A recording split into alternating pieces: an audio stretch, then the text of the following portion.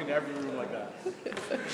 Honourable Speaker, I move that this House at its next sitting resolve itself for this session into a committee to consider the supply to be granted to His Majesty. Member, you heard the question. All those in favour indicate aye. Aye. Those who oppose, motion carried. Minister. Honourable Speaker, I have the honour to present a message from Her Honour the Lieutenant Governor. Lieutenant.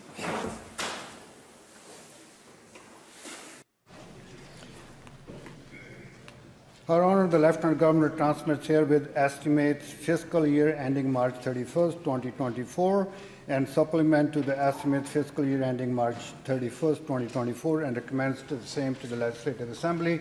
Minister. Honourable Speaker, I move that the said message and the estimates accompanying the same be referred to the Committee of Supply. You heard the question. All those in favour indicate aye. Aye. Opposed? Motion carried. Minister. Speaker, I move, seconded by the Honourable Premier of British Columbia, that the Speaker do now leave the chair for the House to go into Committee of Supply. Continue. Minister will continue. And I'm going to hand the member that.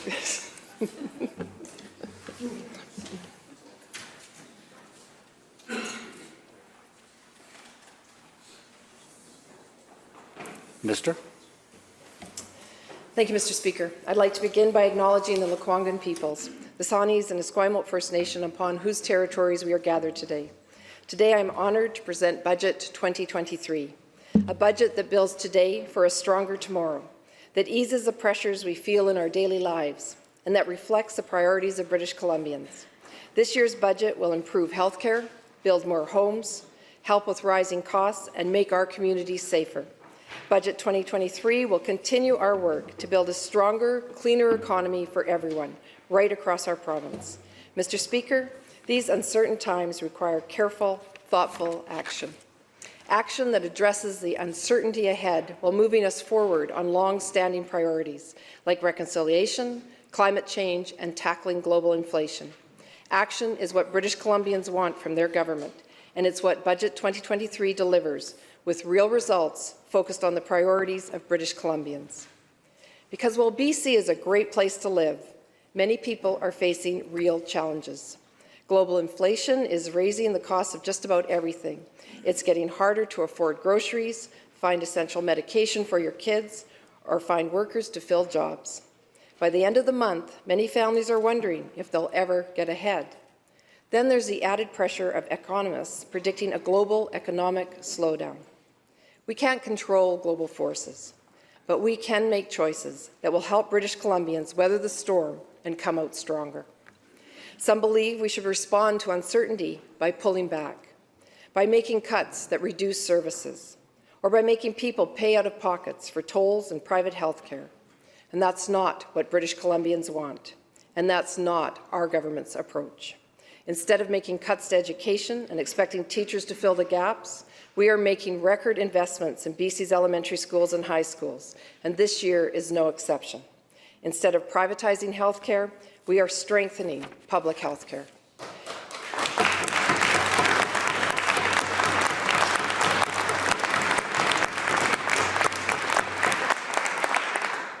Instead of leaving parents to shoulder the cost of childcare, we are saving them hundreds of dollars or more every single month.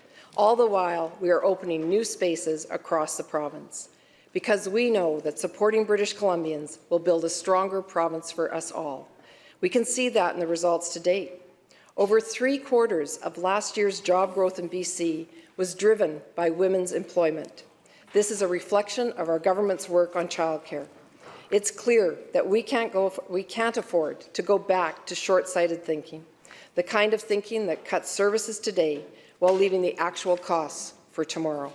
It didn't work before, and it certainly won't work now. When times are tough, that's exactly what you need, when you need someone in your corner, defending you from global uncertainty and building a stronger province for everyone.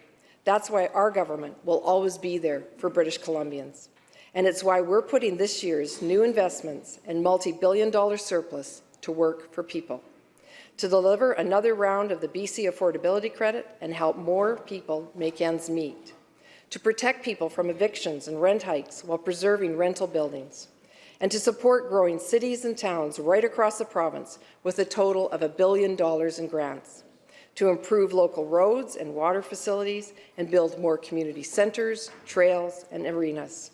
Because as someone who is proud to call rural BC home, I know it's not just our large cities facing big changes.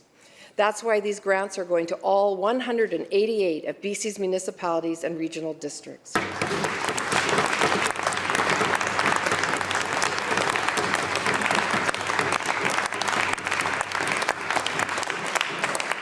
This is part of our ongoing work to support rural communities, especially those that rely on BC's forest industry and have been hit hard by the effects of pine beetle and wildfires, because we are at our strongest when everyone, rural and urban, shares in the benefits of a strong economy.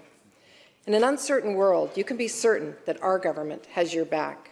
Budget 2023 responds to the priorities of British Columbians. We know you want health care you can count on. You want more affordable homes built faster. You want help with everyday costs and an economy that is clean and strong. And you want a safer and healthier community. This budget delivers for you. Today, we are taking another step forward toward a brighter future for all. Mr. Speaker, people want to know that strong health care will be there when they need it.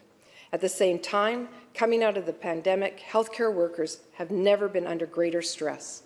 These challenges are not unique to BC. That's why our government and other provinces across the country have been working with Ottawa to help us deliver better health care for people. There is more work to do. The federal proposal we received earlier this month provides stable funding for the next generation. Stability is good, but the status quo is not good enough. That's why we're not waiting. Our government is taking action now to deliver better health care for more people.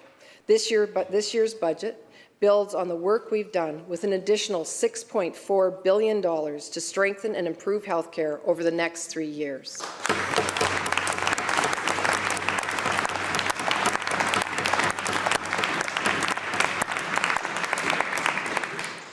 We're continuing to manage COVID-19 and flu levels by supporting the ongoing public health response. And as our population increases and ages, we're adding $2.6 billion over the plan to meet the growing demand for health services, including cancer care. Cancer has touched the lives of almost everyone in BC. Its impact on patients, families, and our struggling healthcare system is one of the greatest challenges we face. A few days ago, we shared new steps to deliver cancer care people can count on for themselves and their loved ones. As part of our fight against cancer, this year's budget commits $270 million over the next 3 years. We're focused on improving access to screening, early detection, diagnosis, and treatment. Because, Mr. Speaker, nobody should be stuck waiting for a test result or urgently needed treatment. We're also increasing compensation for the doctors providing this life-saving care. It's part of our work to recruit and retain more oncologists in British Columbia. We know our healthcare system is only as strong as the people who keep it running. This year's budget delivers a new deal for family doctors and supports BC's healthcare workforce. Nearly $1 billion for our health workforce strategy will recruit, train, and retain workers. We're also adding 1,700 healthcare staff and training 3,000 more graduates. New bursaries and grants will make it more affordable than ever to start a career in healthcare. At the same time, we're adding new resources to get more internationally trained doctors, nurses, and healthcare staff working and off the sidelines. Mr. Speaker, people understand that mental health is health. That's why our government has made the largest investment in mental health and addiction services in BC's history.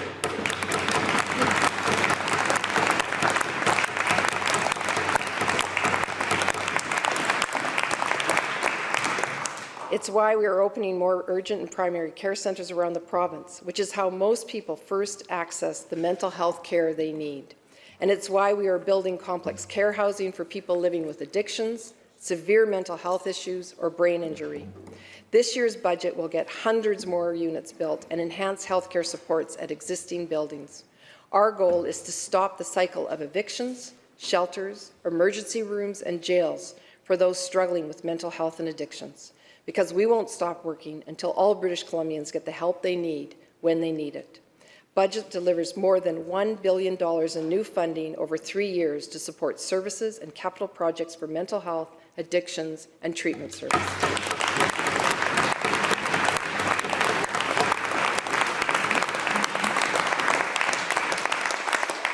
Our focus will be on expanding supports across the spectrum of care for people struggling with addiction. We'll do this by expanding the number of treatment and recovery beds, by creating new recovery communities to support those who have gone through treatment, and by delivering wraparound services for youth and more Indigenous treatment centres. This will all feed into our work to develop and implement a new model of seamless care, one that supports people through their entire recovery journey, from detox to treatment to aftercare. We'll begin with new investments in Road to Recovery in partnership with Providence Health and Vancouver Coastal Health. Our goal will be to expand the initiatives to other regions. People may have heard of the Redfish Healing Centre in Coquitlam on the site of the old Riverview Hospital. It's a first-of-its-kind facility in North America. At Redfish, complex mental illness and addictions are treated simultaneously. With this year's budget, we will expand the Redfish model of care across the province with regional facilities so more people have access to those services closer to home.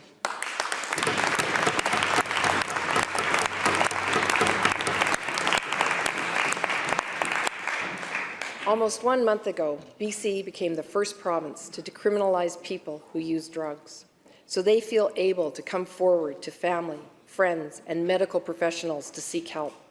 We're saving lives and delivering more services and supports at an unprecedented rate because, Mr. Speaker, all of us know someone who has struggled or is struggling with an addiction. It could be a brother, sister, friend, or parent. We also know that a health response is needed, not just a criminal justice one.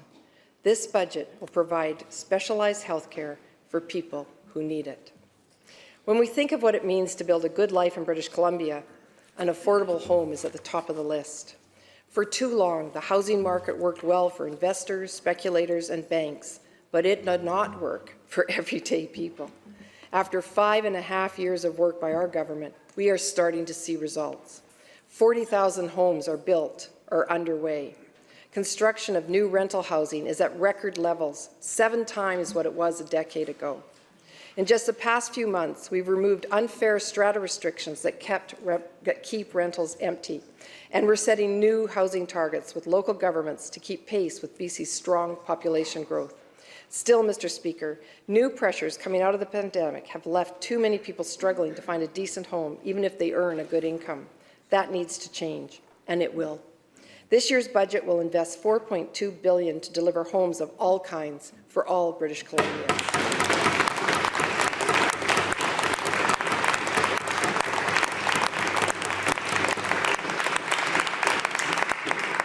It is centred around a bold housing action plan, one that builds on our work and takes new steps to deliver more homes for middle-class families, for Indigenous peoples, for renters, and for those in greatest need. We'll clear the way for more housing with zoning changes and a faster permitting process, and we'll make major new investments to increase housing and services near public transit hubs around the province. Our plan will also help to ease pressure on local rental markets by building thousands more student housing spaces. This is on top of the nearly 8,000 student beds already open or underway.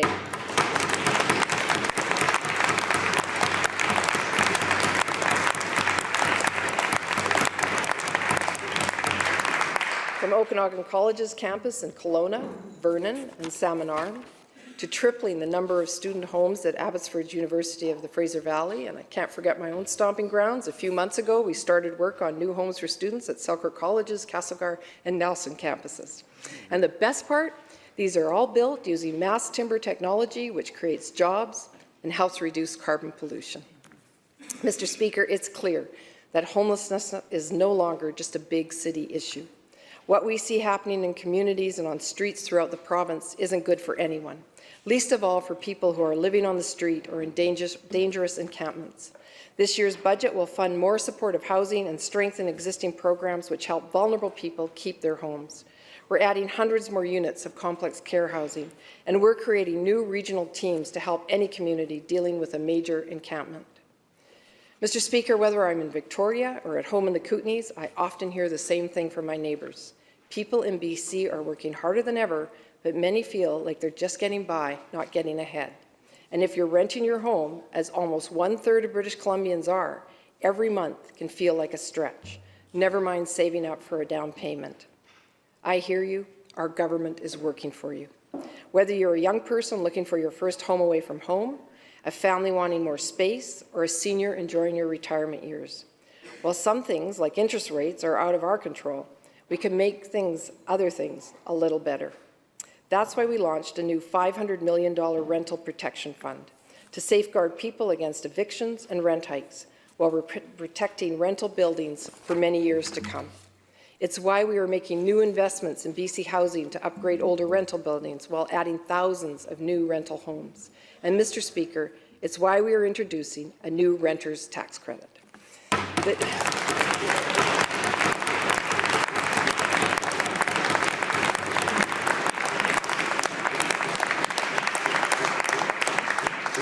The new income-tested credit will put as much as $400 back into the pockets of low and moderate income renters.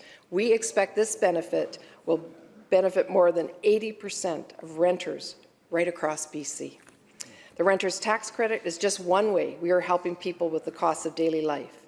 We're freezing basic car insurance rates for another 2 years, and we provided a $100 credit to reduce everyone's power bill. More than 85% of people received the BC Affordability Credit in January, with some families getting up to $410. And just days ago, we announced another BC Affordability Credit coming in April. Adults will receive up to $164 more and children up to $41 more. But we know there's much more work to do. Alongside putting money back in people's pockets, a total of $4.5 billion in this year's budget will help with the rising cost of essentials. And when it comes to essentials, having full control over your reproductive rights is at the top of the list. All too often, these fundamental rights are under attack, but not here in BC. Starting April 1st, prescription birth control is going to be free in British Columbia.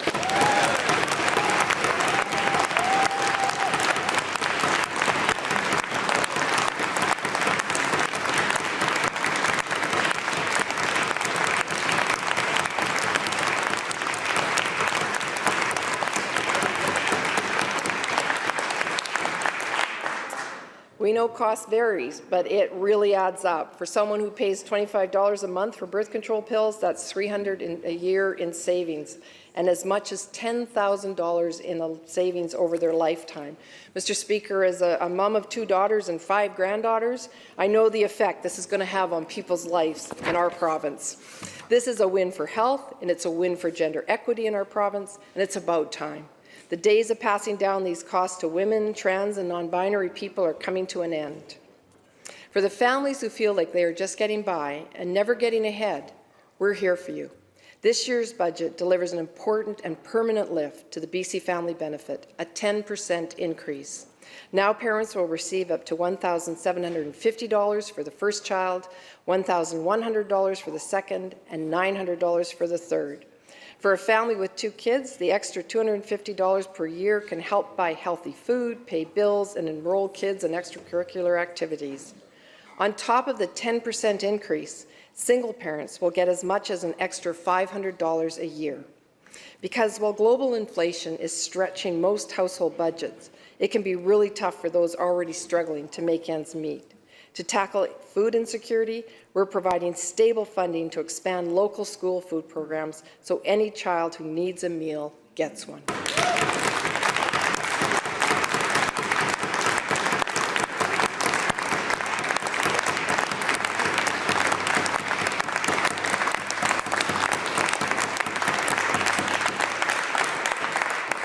And for post-secondary students, we are doubling the student loan maximums and increasing the amount students can make before they need to start repaying their loans.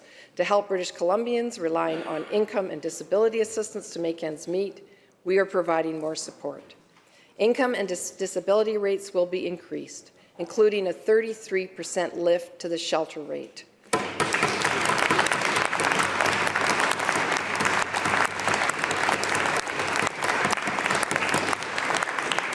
This marks the 4th increase to rates since 2017, and we expect it will benefit about 160,000 people, including 33,000 children, and help reduce homelessness. There's always more to do. That's why we're beginning engagement to update our poverty reduction strategy for March 2024. All too often, Mr. Speaker, the work of caregivers is not given the respect or compensation that it deserves. This goes back to my previous life as children and families.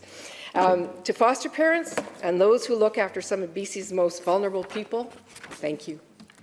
You are changing lives, and we are here to support you. Starting this year, foster families will see their rates increase by 47%.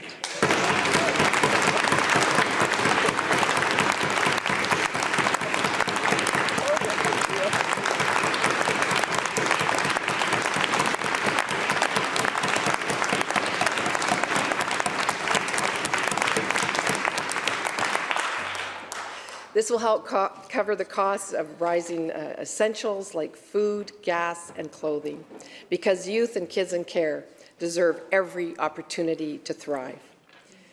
Just as people need to know a good life is in reach in BC, they need to feel safe in their home and community. And Budget 2023 backs our Safer Communities Action Plan with a commitment of $462 million over 3 years.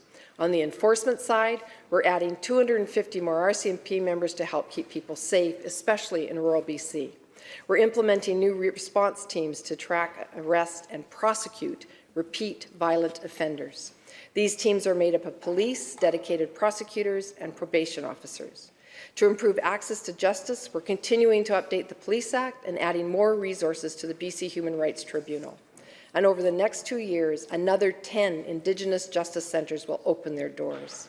This is in addition to those already serving people in Prince George, Prince Rupert, Merritt, and online through an innovative virtual centre. Addressing the overrepresentation of Indigenous people in the justice system is a top priority, both for our government and for the BC First Nations Justice Council. Together, we can break the cycle of jail and release. It begins with addressing the poverty, trauma, and health issues that brought the person to the justice system in the first place. Mr. Speaker, when a person's violent or disruptive behaviour results from mental health and substance use, they need support to get better. In addition to significant new investments across the spectrum of care, this year's budget will expand the number of mental health crisis response teams. This includes integrated mobile teams like the successful CART 87 program in Vancouver, which pairs up a police officer with a health worker. Budget 2023 includes new funding to expand operating hours for the existing peer-assisted care teams on the North Shore and in Victoria and Westminster, and it'll expand teams to new communities, beginning with 3 new communities this year. Budget also provides funding to engage on Indigenous-led civilian crisis responses services. So people in crisis are met early on by healthcare workers and people who understand what they're going through. This will also free up police to focus on stopping crimes, which makes us all safer. As we prepare for another year of strong population growth, it's clear that BC's strong and clean economy is attracting talent from around the world. That's a good thing. We're forecasting 1 million job openings in the next decade. People see opportunity here. I couldn't agree more. We weathered the pandemic with one of the strongest recoveries in Canada. Vancouver's tech sector is growing at the highest rate in North America. Last year, we had record-breaking mineral exploration. Funding for a new critical mineral strategy in this year's budget will continue to support the sector. BC is ready to deliver the essential materials needed to help transition away from fossil fuels and grow a clean economy. Materials like copper for conducting wind power, nickel for batteries in electric cars, and so much more. And we'll continue to deliver while meeting BC's exceptionally high standards. With global uncertainty on the horizon and 1 million jobs to fill in the next decade, the safest bet we can make is on the people of BC, and that is what we're going to do. Mr. Speaker, this year's budget supports our government's Future Ready plan coming this spring. It's a plan to grow the most inclusive and talent-driven workforce in Canada, and it responds to one of the biggest challenges we're hearing from businesses: better access to more highly skilled workers. To start, we're attracting new talent by speeding up the recognition of foreign credentials so internationally trained professionals can get to work rather than sitting on the sidelines. I think of Monique, who started her nursing career in the Philippines. She now has a good job caring for patients in BC, but the path wasn't straightforward. Monique is excited about our government's changes to make it easier and faster for qualified, internationally educated nurses to work in our province. In Monique's words, it will create more opportunities for skilled professionals like her and, to quote, to establish lives here too. This will benefit everyone in BC because more nurses means better health care. And I couldn't agree more. We are grateful to Monique and so many others who are using their skills and talents to make BC a better place.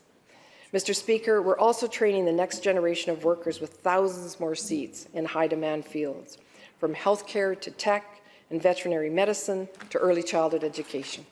And we're focused on getting more people with multiple barriers and underrepresented groups into the workforce. Mr. Speaker, I believe that if someone wants to retrain or upgrade their skills, cost shouldn't be a barrier. Our Future Ready plan will make sure of that. We're launching a new Future Skills Grant to get people trained and working in high-demand fields.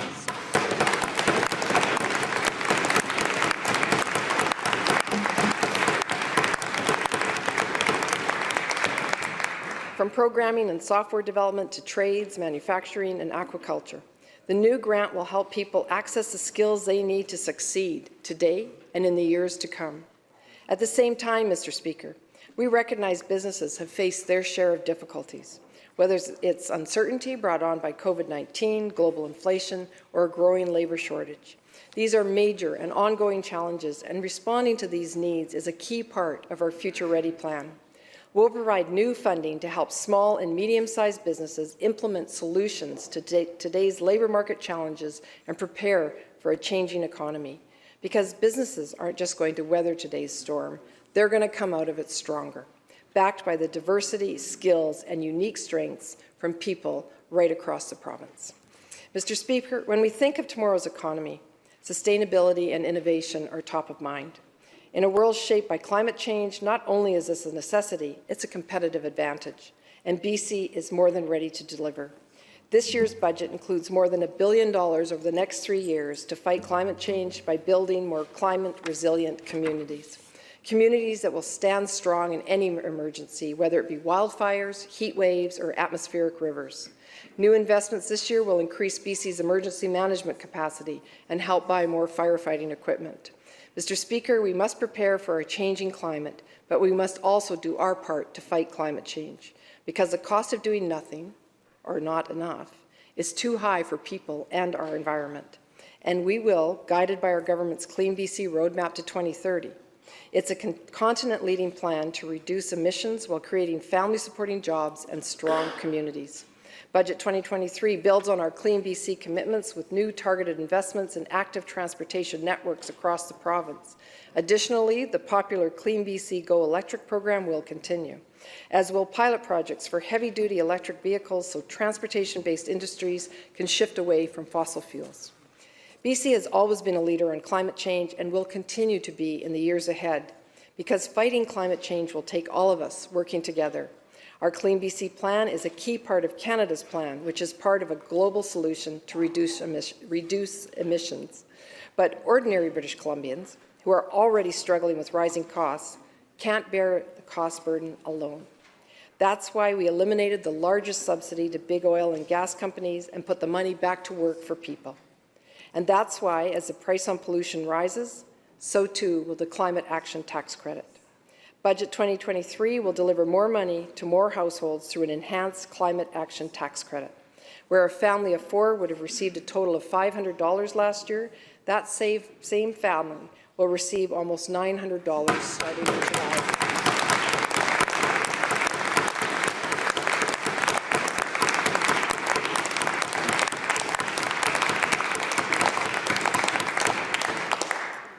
In 2030, we expect a significant majority of people who receive the credit will actually receive more than what they pay in carbon tax costs. Mr. Speaker, people here understand that our natural landscape is a source of incredible beauty. It's also a wealth of economic opportunity when done sustainably and responsibly. And it's where we see the results of a new approach to reconciliation with Indigenous peoples. Whether it's new agreements with Blueberry River First Nations and other Treaty 8 nations that find a new balance of environmental restoration and resource development, or it's the first consent-based decision-making agreement under the Declaration Act with the Tahltan, because we know what doesn't work. endless court battles, short-term transactional relationships, litigation instead of negotiation and collaboration. The future lies in rights-based partnership approach to decisions respecting land, water, and resource stewardship. That is where we are focusing our work. To advance our work on old growth and forest stewardship, we are tripling the number of forest landscape planning tables, including 8 new planning tables. This will provide greater opportunity for First Nations, local communities, workers, and industry to come together and plan for the future of land management. We're also ramping up our investments to support innovation in the forest industry. Just a few weeks ago, we doubled the BC Manufacturing Jobs Fund to $180 million and opened it up to projects from around the province. This will help mills move away from old-growth logs and towards higher value-added wood projects like mass timber.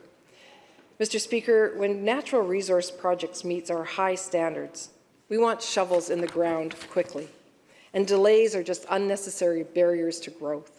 This year's budget will help speed up the permitting process for natural resources because delays cost money and they slow down our transition to a clean energy future. Through this year's budget, about 160 new staff will help move key resource and infrastructure projects forward, from connectivity to electrification and hydrogen power.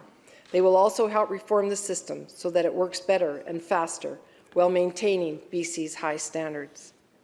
We know that anything built today must meet the demands of a changing climate and growing population. It's a high bar, and BC is ready to meet it, with the largest infrastructure investment in our province's history. If you're looking for good family-supporting work, British Columbia is the place to be. We're creating jobs by building hospitals from Lionsgate to Stewart Lake, by building schools in fast-growing areas, by building a fast, reliable transit network, including the Broadway subway and the Surrey-Langley SkyTrain, and by building homes for generations of British Columbians.